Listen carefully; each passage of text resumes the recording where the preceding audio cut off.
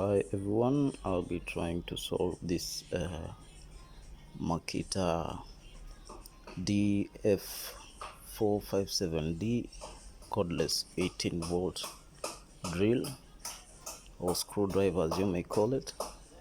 It has an issue with the second speed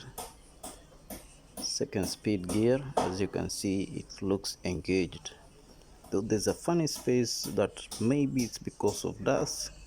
But this machine, even when it was still new, it had a problem with the gear. So I don't think it's about the dust issue. I think it's just a miss mechanism inside.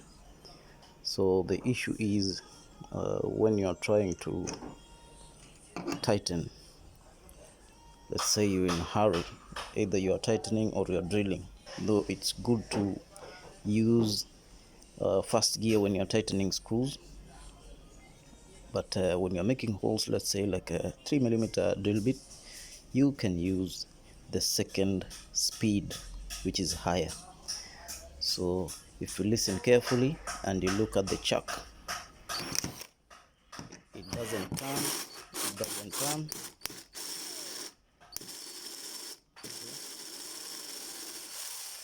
With load, it doesn't turn. So without load, it tries to turn, but it makes a funny sound. So I will be trying to solve this and see what will come up.